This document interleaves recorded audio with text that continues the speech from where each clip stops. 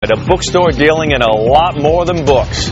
We go undercover inside the suburban adult business. And what our cameras caught when the lights went down.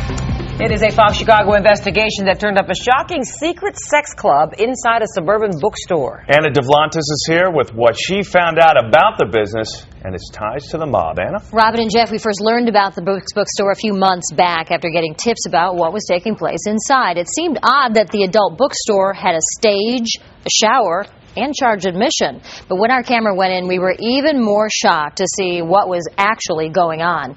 We want to warn you, you may find some of the video too graphic for our younger viewers.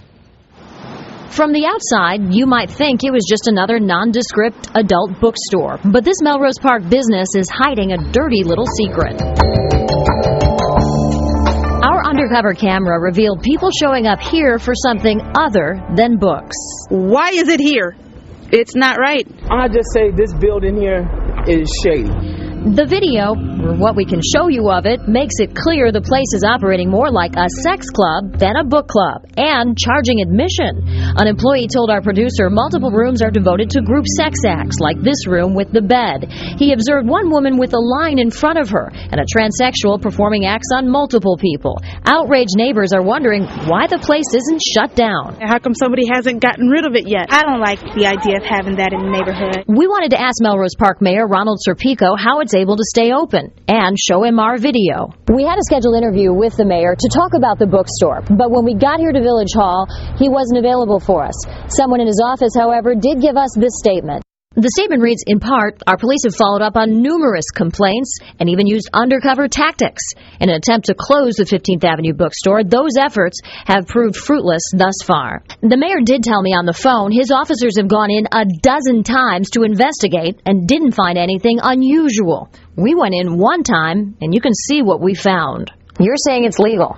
It is legal. Attorney Joe Lopez represents Jeanette Urbanati, the owner of the bookstore. She runs the business with husband Robert Bobby Urbanati, a former Franklin Park police officer who did federal time for the operation of an illegal gambling business tied to the mob.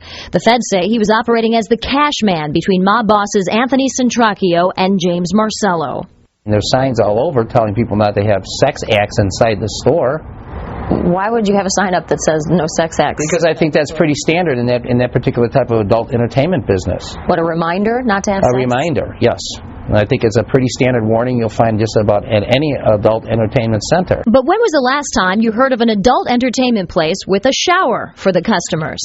Online chat rooms describe the activity from people who've been there, men looking for women or other men to go to the 15th Avenue bookstore to have sex.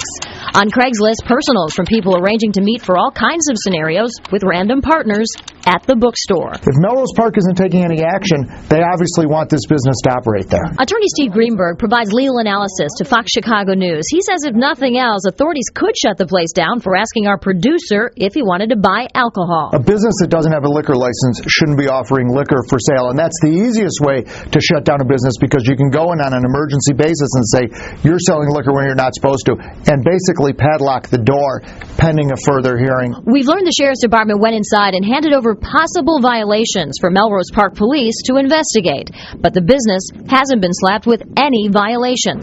We called Melrose Park Police, but they didn't return our calls. What does happen there? Nothing happens there. It's a bookstore, just like any other private party room. People rent the room and they have their own party. Some people have balloons and cake, and other people might have all adults and liquor. It just depends. Whatever's going on inside, you can see how it looks to families from the outside, across the street from a go-kart center. Based on what the Sheriff's Department found and based on your investigation, I think that there's enough that someone should go in and investigate if they want to investigate. It's been done. New York did it in Times Square. Chicago's done it. Mayor Daley's been known to do it. Any mayor can really control. It's like a little fiefdom. Mayors are kings of their community, and they can do what they want in the community. In his statement, the mayor also said, quote, we'll follow up on any complaint that offers even a hint of a legitimate violation of the law. Well, last week we called the mayor's spokesperson, urging him to take a look at our video, and today he called us back saying the mayor would like a copy to see if it can be used to help build a case against the bookstore and its owners. Robin and Jeff, he says he's taking it very seriously. But Sorry. So many questions. No, I was just going to say, I presume zoning-wise that it's okay. Well, zoning-wise, they said that they're fine. They don't have any kind of they don't have any kind of adult entertainment business type of, like a strip club type license for this facility. They really have a license that allows them to sell books and things like that. But they say that anything that happens after hours, a business can have a party after hours and they can charge admission.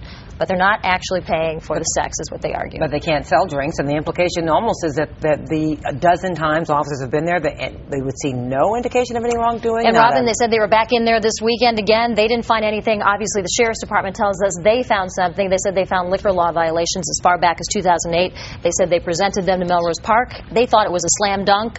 Nothing so far has happened. All right, let's see what happens now.